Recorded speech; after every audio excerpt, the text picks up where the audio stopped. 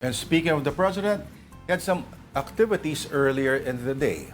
As to what, we will be talking to our mobile journalist, Julie Baiza. Julie, may iba pa bang update na may kinalaman sa Zaldico issue aside from what the president has already said?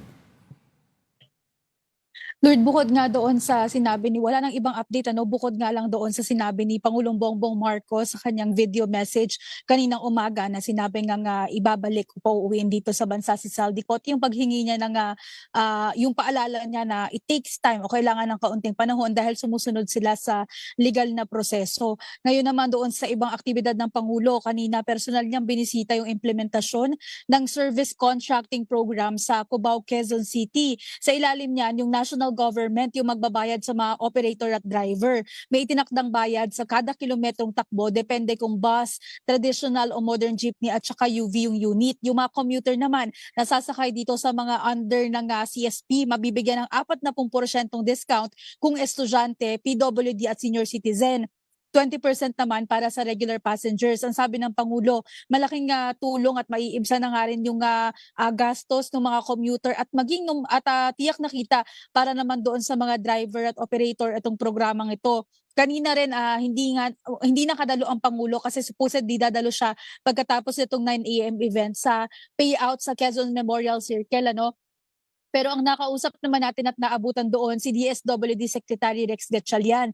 Doon siniguro naman ni Gatchalian na nabigyan ng sapat na tulong yung pamilya ng motorcycle taxi rider na nasa winga habang naghihintay sa payout o cash assistance kahapon. Ayon kay Gatchalian, mismong siya yung pumunta sa ospital na pinagdalhan doon sa rider. Hindi naman sinabi ng kalihim yung naging cause of death kasi hindi raw niya mismo nakausap yung doktor na tumingin. Pero sa ngayon, tuloy daw sila sa pakikipag-ugnayan sa pamilya at naibigay na daw ng ahensya yung medical at burial assistance para sa kanila. Nagpaliwanag na nga rin si Gatchalian kung bakit ba hanggang ngayon mano-mano pa rin yung magbibigay ng ayuda. Itong mga TNVS drivers ay meron naman silang mga e-wallet. Ang sabi ni Secretary Rex kanina, kailangan daw kasing matiyak na driver talaga yung nakarehistrong mga pangalan at legitimate nga na tao talaga itong mga nasa listahan. Pero ngayon daw na-verify na at mataas na yung confidence nila doon sa list, moving forward or sa mga susunod na rounds, pinag-aaralan nilang e-wallets na nga yung gamitin for distribution. Lord Denise. Julie, okay. Sa ibang balita, pero may kinalaman pa rin dito sa krisis, Seryoso daw yung Pangulo sa pag-expand ng 20 pesos per kilo na bigas. Ano pang detalye dyan? Yes, Lord. Iyan yung isa sa mga dinaluhan na event ni PBBM. And paulit-ulit din naman na sinasabi ng administrasyon na magpapatuloy nga yung implementasyon na 20 pesos na bigas para mabigyan pa rin o patuloy na makapagbigay ng mas murang halaga ng supplies para sa mga kapatid natin. Ito nga ang sinasabi nila, ilan nga sa mga naaapektuhan of course yung sektor ng pagkain o yung presyo ng pagkain.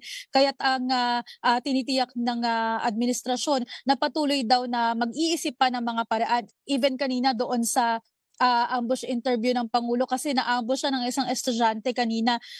Yun din yung ipinangako niya na hindi daw titigil yung gobyerno na maghanap pa ng ibang mga paraan para makatulong hindi lang doon sa mga driver, sa mga commuter, kundi sa general public, kumbaga, para sa lahat. Okay, Julie, babalik ako dun sa usapang Zaldico, yung paghuli sa kanya. May reaction ba yung palasyo o kaya naman ito si PBBM? I know we saw the video a while ago, pero may sinabi kasi itong si Attorney Harry Roque na wala naman talagang pag-arestong naganap. Denise, ngayon wala pang sinasagot or wala pang ibinibigay na pahayag yung palasyo tungkol dyan. Even si Undersecretary Claire Castro, hinihinga na rin natin ng komento tungkol dito. Hindi pa rin siya nagbibigay ng kanyang komento. Pero umaasa tayo na bukas sasagot yung palasyo through a press briefing. Kasi kanina itong video message ay inilabas lamang sa atin. Hindi rin tayo nagkaroon ng pagkakataon na makapagtanong kay PBBM. So wala pang ibang statement na inilalabas ng palasyo tungkol kay Zaldico maliban nga dito sa update ni PBBM.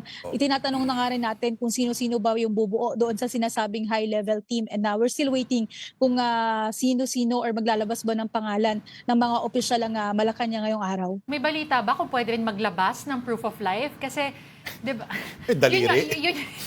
Yun yung hinahanap ng mga tao na kung nasa detention facility, itong Diba? si Pictures former or it did representative. not happen. Oo. Baka pwedeng kahit Actually, embassy to embassy, pwedeng magbigay ng litrato.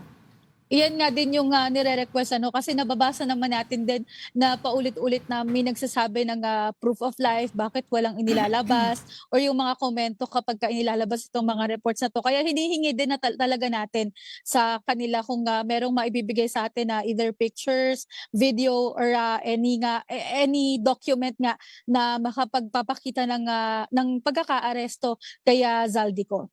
Oh, buti pa yung presidente nag-proof of life last week eh. 'Di ba? Pero Julie, anong suot mong sapatos ngayon? Nahimasmasan na ba ang presidente at titigil na sa mga pagpapakita ng feats of physical strength?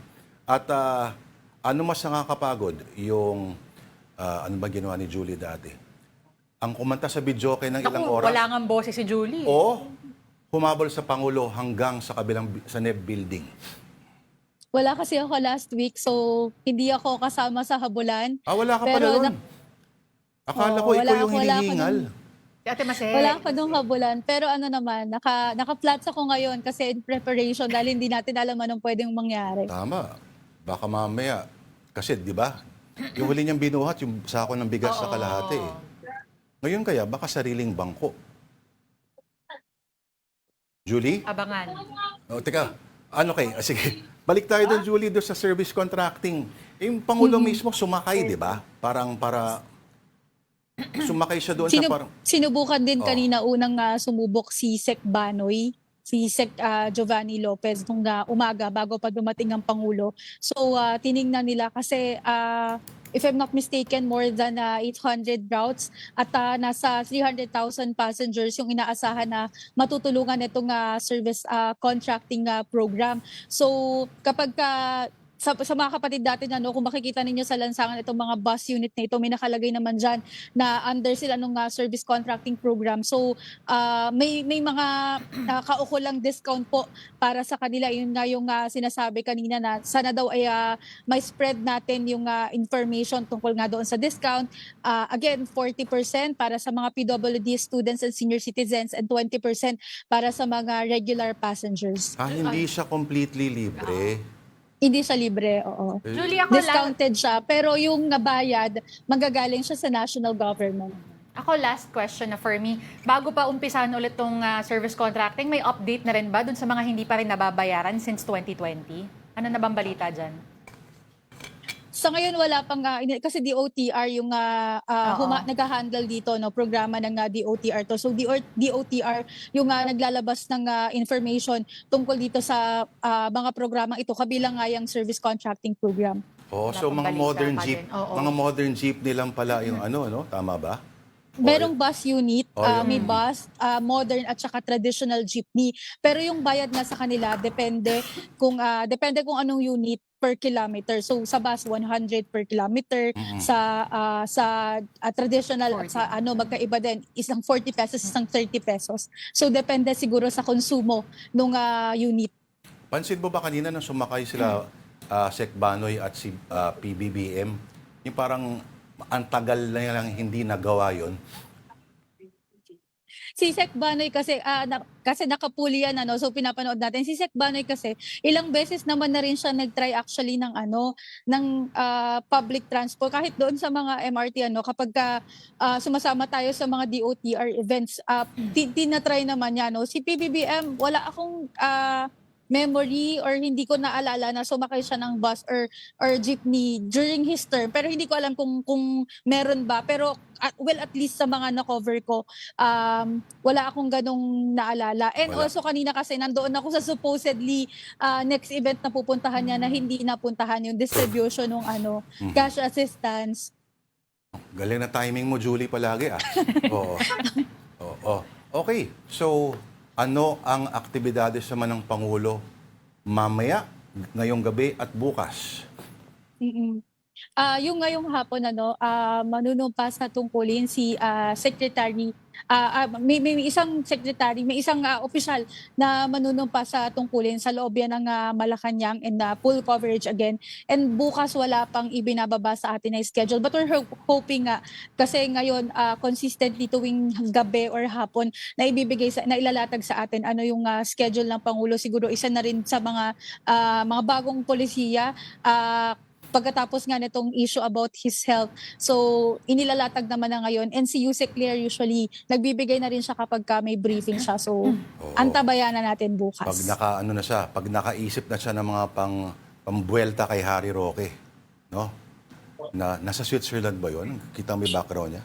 Iba na ulit ang ano. No? Iba ulit. Sino kayang kasama niya? Di ba may health issues kasi siya, di ba? Alright. Yes. Julie Baiza, alam ko wala kang health issue. Hindi kailangan mag-jumping jacks. Kailangan natin magpasalamat sa ating mojo sa Malacanang. Julie Baiza.